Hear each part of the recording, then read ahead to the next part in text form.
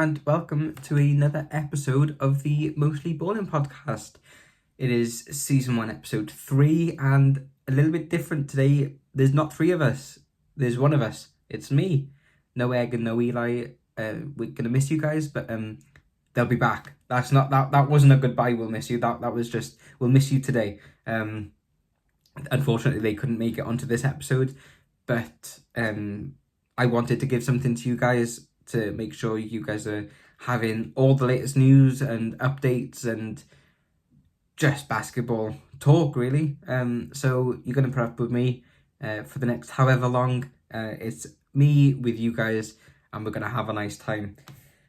It's been a busy start to the season. The opening weekend was full with men and women action across the Super League.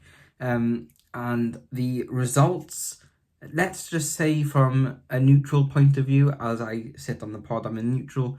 It was a very exciting weekend, a lot of mixed results. Of course, I'm not a neutral, I'm a Phoenix fan, but you know what I mean in terms of looking at the results. It was great to see such a mixed bag. And my Phoenix did get a win, but we'll come on to that in a minute. It's a fresh plate, a new start, new season.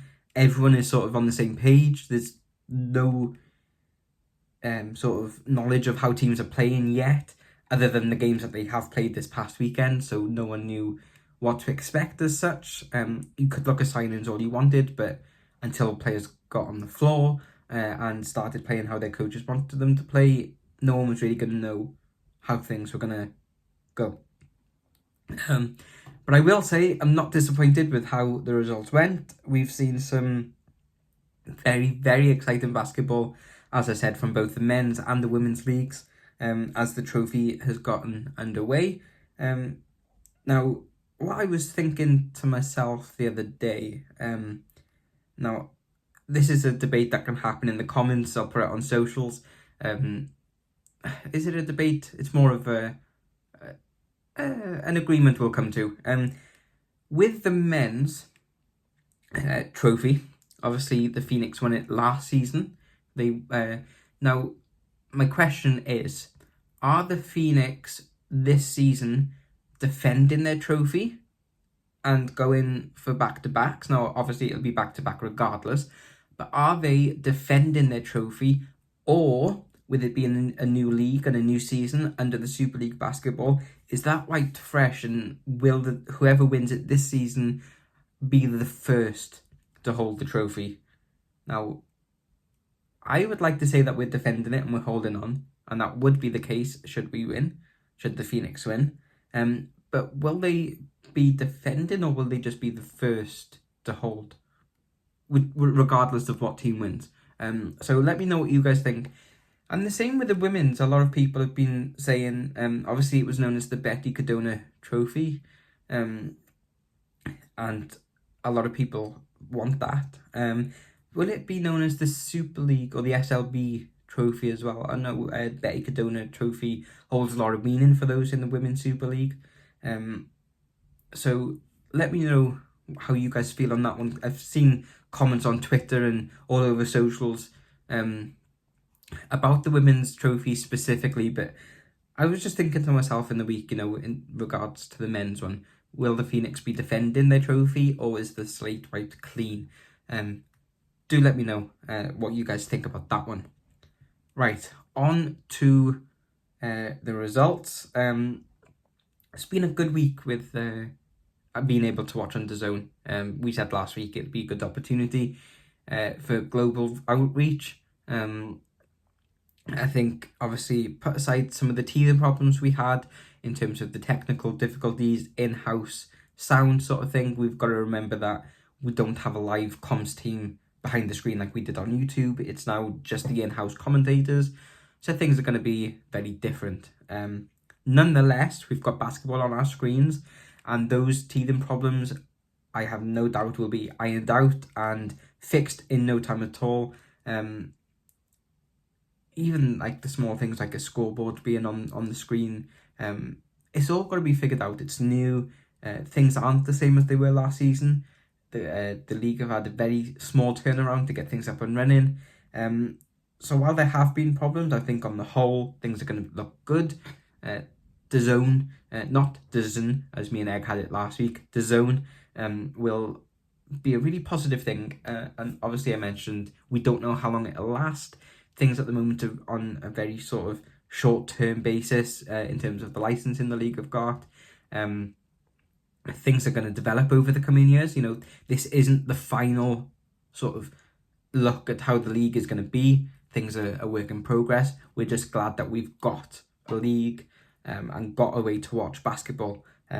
So for now, let's enjoy this season. I'm very grateful we've got it on the screens. And I mean, you can't complain when you can watch three games on 3 different devices, you know. That's got to be a good thing. And as I said, the global outreach is going to be phenomenal. There was another mention on socials about a production partner as well, which I will get onto socials. I'll clip that. I'll clip this sort of section with that one. The SLB welcome a new production partner to run alongside DAZN for the upcoming season, or the undergoing season, as it now is. So that is very exciting to have new partners coming in all the time, which is great news. Unfortunately, I don't have the information now, but look out on socials and we'll have that as well for you. Right, without further ado, the men's and women's trophy at the sort of first round, if you like. A few games were played for a few teams, but round 1 we'll call it. On Friday night, the men tipped everything off, and it was the Gladiators versus Manchester Basketball, who were the first teams to play in the Super League Basketball Trophy. Also, while we're talking about Manchester, massive shout out and congratulations to former player Callum Jones, who's had quite a career in the British basketball sort of picture. He is now the head coach with Manchester. So massive congratulations, Callum. Well done on the job. Fingers crossed for a good season from you guys. Now, what we have got to remember as well with Manchester, obviously heading into the game, they were without a few players due to sort of clearing and getting them over in time. So it wasn't the easiest opening game for Manchester, and it's probably going to be a lot like pre-season for them in terms of, you know, they haven't had game time yet as other teams have, so players have got to get to gel together. So it's a good opportunity in a sense for a new franchise that has been built over the summer to come together and to really get that chemistry going. They faced the Gladiators, and it was a 99-77 victory for the Gladiators. The Gladiators did have a sort of pre-season run-in and looked like they played some very positive basketball. Pat Whelan, again, picking up where he left off, 22 points. Had a really good game, as did the entire team. And that's some positive feedback coming from a Phoenix fan who doesn't like them all that much. But, you know, credit to the Gladiators. They are going to... I think they'll be up there for this season, 100%. It's a very open league. So well done to the Gladiators on your win. Then it was Leicester versus Bristol. Now, Leicester had really quite a comfortable win, 91-69 over Bristol. Again, doesn't go to say that it's going to be a complete wipeout. It's game 1. We'll get more of an idea as games go on. Teams have really got to settle. I can't emphasize that enough. But now is the time to really sort of scout players and get a sense of how they're playing. So well done, Leicester, on your win. Newcastle and Sheffield. Now this was a close one.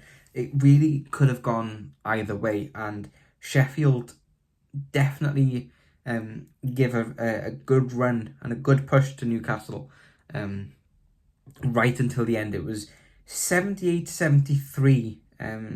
Newcastle managed to get that result, and it really went down to the dying minutes. So Mark Stootle will be pleased with that one. But equally, Coach Lyons for Sheffield will have taken the positives from that game, despite the loss. I mean, in a close game like that, there's only really positive things you can take. Obviously, they'll know things that they would have wanted to work on before they played on Sunday.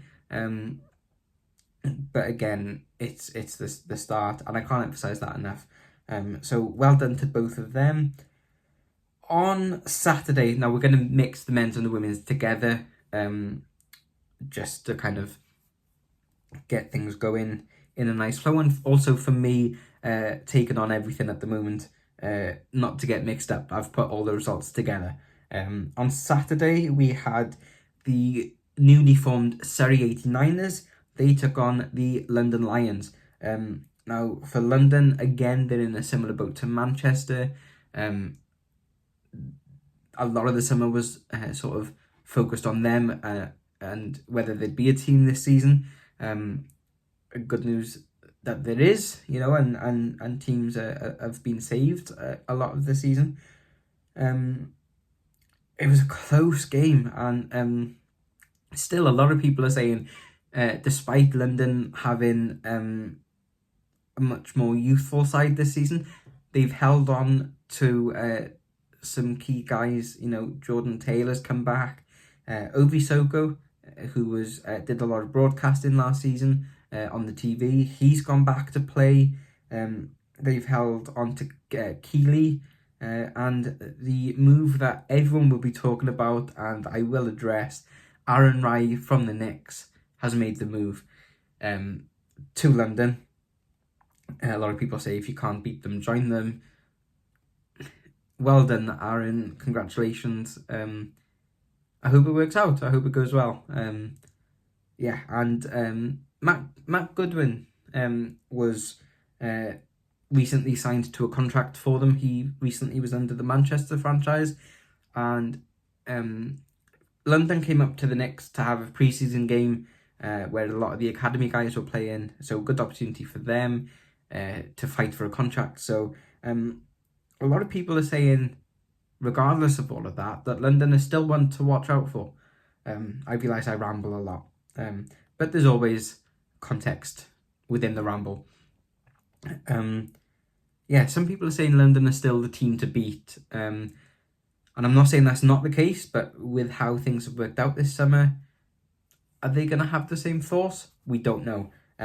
That wasn't the case on Saturday night, where Surrey 89ers beat the London Lions. Now, I remember looking at my phone and going, wow, okay. That was 87-85. It was a fight to the last. Very, very close game for both teams. Surrey will definitely want to take the momentum from that one. Last season, they had a bit of a sort of up and down season. Didn't quite live up to par. But again, that's last season. It's in the past. This is a brand new slate, as I've said. So well done, Surrey, on picking up that win.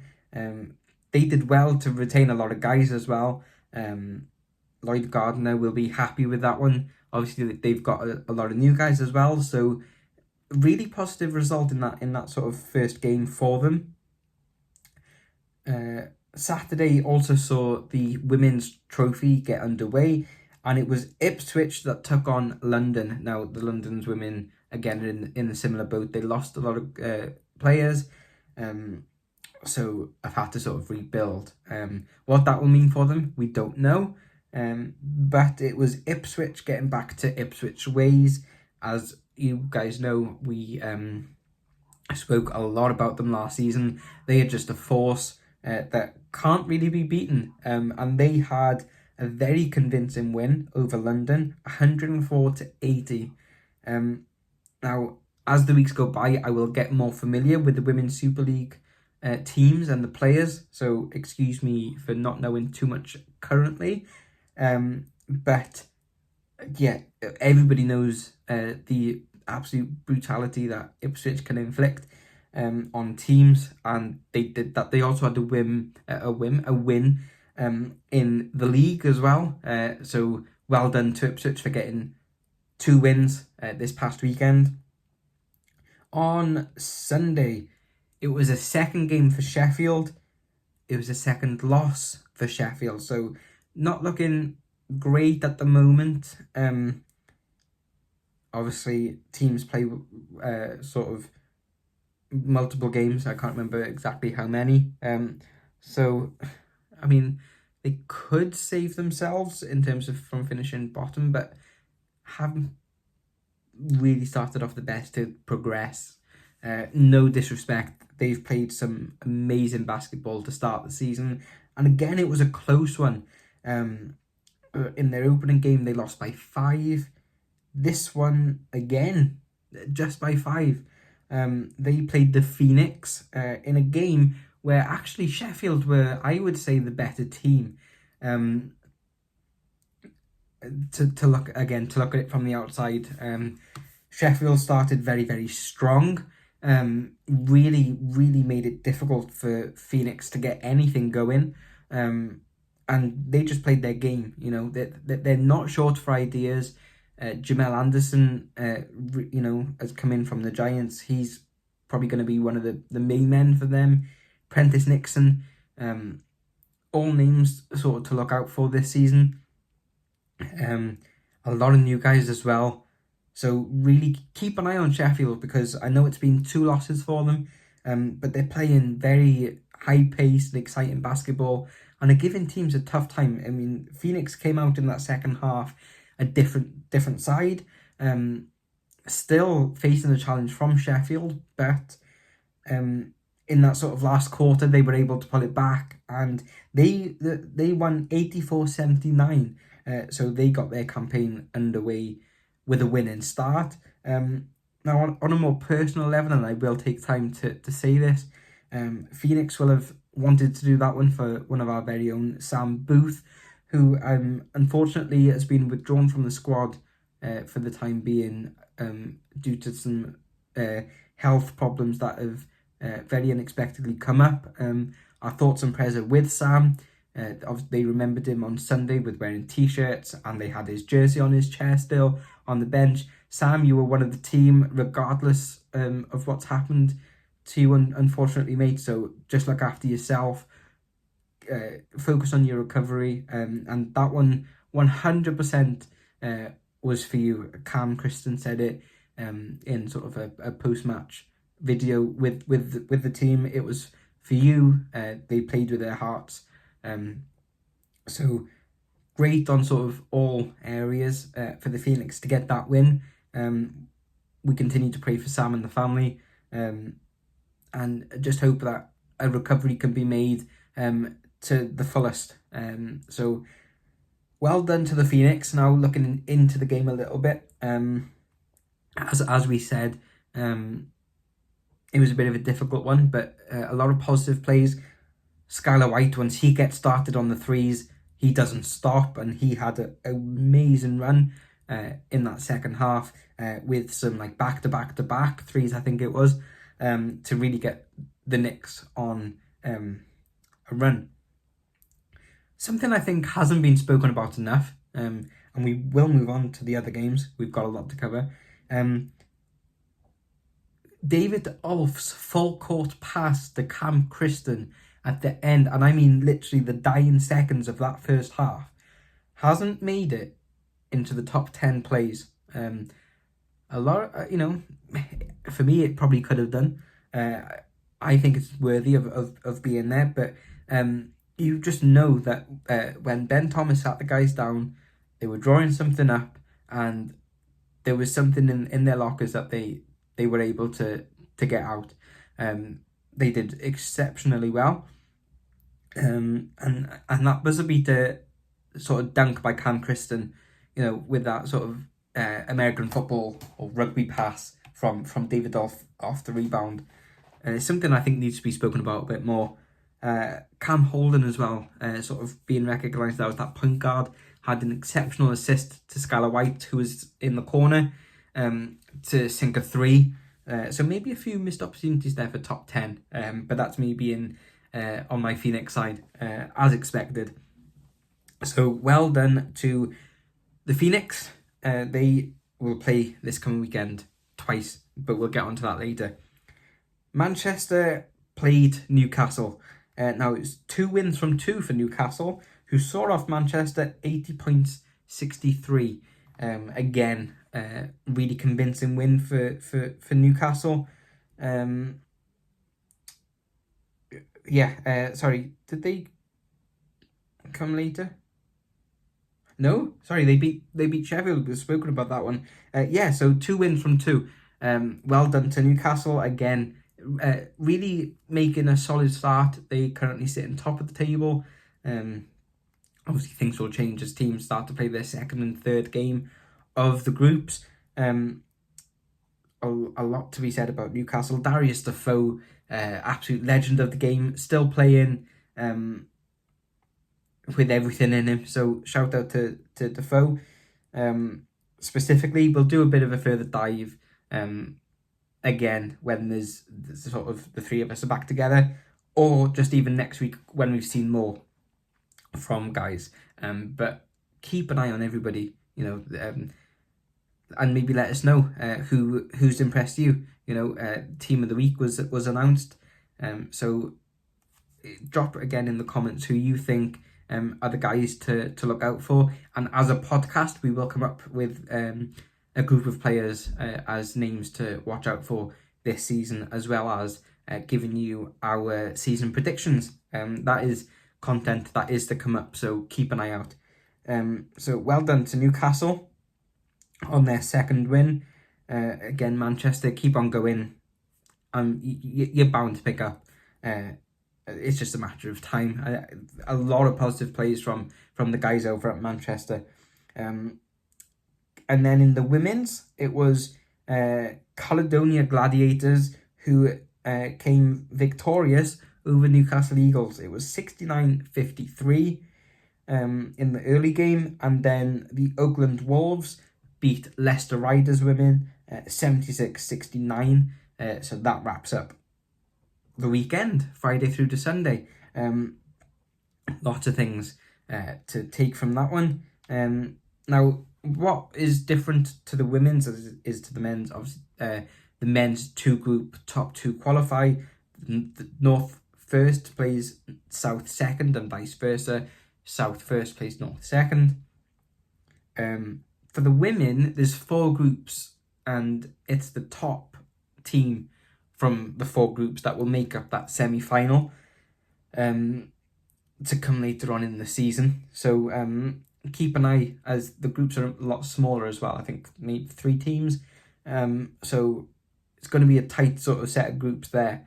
Now looking ahead to next weekend, Friday, that's just 2 days away. We have the local derby in the Northwest. It is Manchester hosting the Phoenix. Now that's just down the road, so hopefully I'll get there. If not, you can guarantee it'll be on the screen. Although it is my brother's birthday, so maybe I should prioritise family and have the Phoenix on the screen down below on my phone. But Manchester play Phoenix.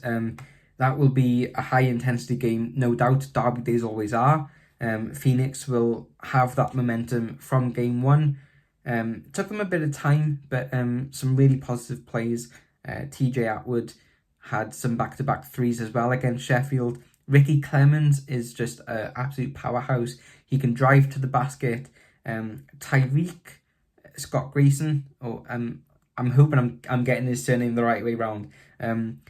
He's, again, a very defensive guy and can grab the ball and get the ball going on offense. Cam Christian, as we know, Skylar White, and Holden has come back really quite strong in that point guard position for us this season. Tajai Teague, Ayel Rock, who've I missed? Everybody really, they'll all settle in. So I think across the board for Phoenix, but no doubt in this second game they'll pick up again. Manchester, the likes of Kayo, Carey, they've got Nick Lewis, of course, a returning player, is going to be really solid for them. So it's going to be a good game. I think this is probably the game that I will definitely keep my eyes on. Newcastle and Gladiators as well. Manchester and Phoenix tip off at 7:30. Newcastle and Gladiators tip off at 7:30. Everything is on DAZN, so you can pick if you have more than one screen. That's the beauty of it. You can watch both. Newcastle and Gladiators, now that very well could also be the game of the weekend, as teams that have had quite dominating victories in their previous games. Who am I going to say? I'm going to go with a Newcastle win on this one. Now, I would ask the others, and I'll ask them in the next episode or whenever we're together again. But I'm going to represent us all and say the Newcastle will beat the Gladiators. On Saturday, we just have the one game, and it is Bristol versus Surrey, again at 7:30.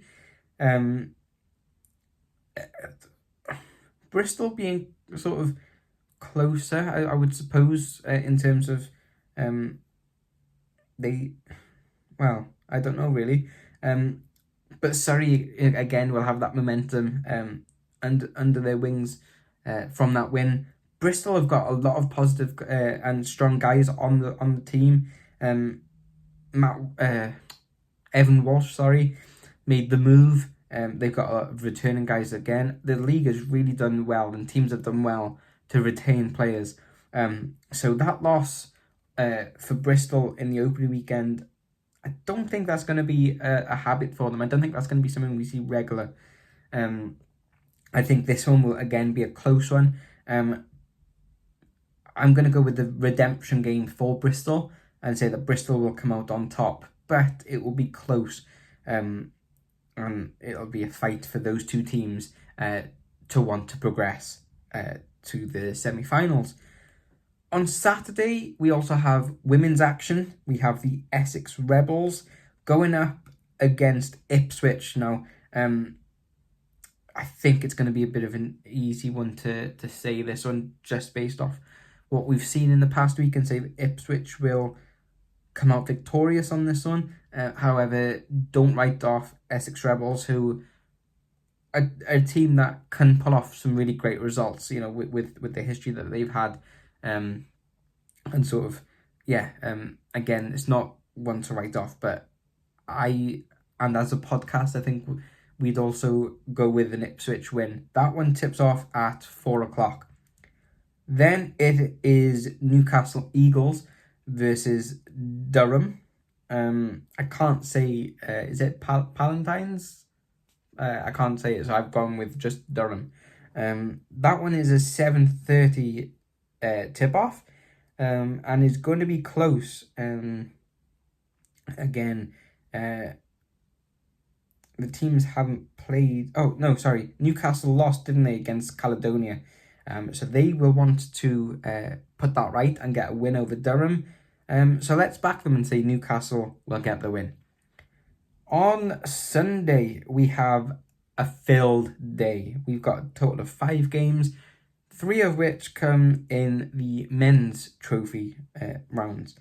It is Manchester going for game 2 of the weekend against the Gladiators again. So they will want to have learned from their opening match against them. Obviously, they're bringing it back to Manchester. Manchester's a great place to go and watch basketball. I think by then, obviously, they'll have 3 games under their belt. Or it'll be their 3rd game, sorry. You'd expect a bit more of an open game. But I think it might be a Glads win. I'm sorry, Manchester. London versus Leicester. Now, London versus Surrey was close, as we said, just a 2-point loss. However, Leicester are looking like a strong team. Their recruitment has been great. The guys that they've got back also very positive. I think it'll take time for London to sort of settle, and I'll go with a Leicester win in that one. And then it's Phoenix versus Sheffield again. This time at Phoenix, Phoenix home, in the Sports Village. Sheffield will want to correct what went wrong against the Phoenix. However, Phoenix, being in front of one of the loudest and most intense crowds in the league, I think they'll have momentum.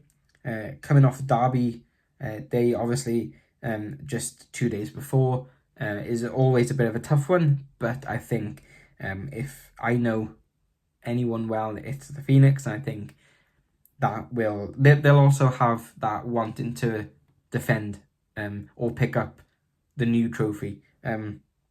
So I think it'll be a Phoenix win and a tough group stage for Sheffield. And then in the women's, we've got the Nottingham Wildcats taking on the Sheffield Hatters. Sorry, the Phoenix versus Sheffield game is at 5:30. London versus Leicester is at 4. And Manchester and Gladys is at 3. I forgot to mention those times. Nottingham versus the Hatters, 5 o'clock tip-off. And Leicester versus Cardiff, a 6 o'clock tip-off. I've got 1800 hours written down here. I've mixed up my times. 6 o'clock tip-off. So that rounds up sort of the fixtures for the coming weekend. Let us know again. It's all about having you guys involved. Let us know in the comments how you think teams are going to get on, and what results you think are going to be. Maybe what players you're looking forward to seeing, especially, teach us guys as well. If you're in the Women's Super League and you follow one of them teams, give us some names to maybe keep an eye on. I myself am learning a lot on this journey. So yeah, do sort of get involved in the comments on socials. Be sure to follow us. Now it's time to try and fill Egg's boots. Now I'm not like Egg in the sense that I don't follow the NBL as much as Egg does, and vice versa when it comes to the SBL. For me and Egg, I follow it a bit more. Egg said, and I am relaying his words, that Reading squeezed out Thames Valley Cavaliers 98-90. So that was a good result there. MK Breakers beat Bradford Dragons. Bradford are my team, so not too happy there for me. But that was a win for MK, so well done to MK. And shout out to the Cobham Cobras, who got their first win in Division 1 over Reading for the women's division. So well done to Cobham Cobras women for picking up your first win in Division 1. I haven't got the fixtures, unfortunately, for the upcoming weekend, but I will find them. And as we've said, the NBL have really stacked up this season. Teams are really looking full. There's been some great signings, and there's a lot of exciting fixtures I'm sure to look forward to. So keep an eye, and we will get those fixtures out to you on our socials. I will do the same with wheelchair basketball. There's action all the time in wheelchair basketball. Shout out to my good friend Jack Davey, who plays with the Exeter Otters. So Jack, if you ever watch this one at some point, if you want to come on, give us a shout, and we can talk all things wheelchair basketball. That really sums up everything, I think, from this past week and heading into a new weekend. I think all that's left to do is give shout outs. So let's do it. Let's give a massive shout out to The Zone for giving us our broadcast streams and bringing British basketball to the TVs. Shout out to the Reading Rockets, to the Exeter Otters, to the Cheshire Phoenix, to the Birmingham Rockets we'd like to shout out as well. Shout out to Bradford Dragons, and shout out to Wheelchair Basketball. Shout out to Team GB again, who got that silver. Just shout out to British basketball in general. It's been a good one. I feel like I've not stopped talking for once. I hope you guys enjoyed. If I have missed anything, or if there's anything you want me to cover, or us to cover as a podcast, let us know. Get in touch, message us on socials. Over on Instagram, you can find us on Facebook, Twitter, TikTok. We're pretty much everywhere. So do be sure to like and subscribe onto this channel for more content coming your way. And I will see you guys on the next one. Have a good week. Enjoy basketball. See you soon.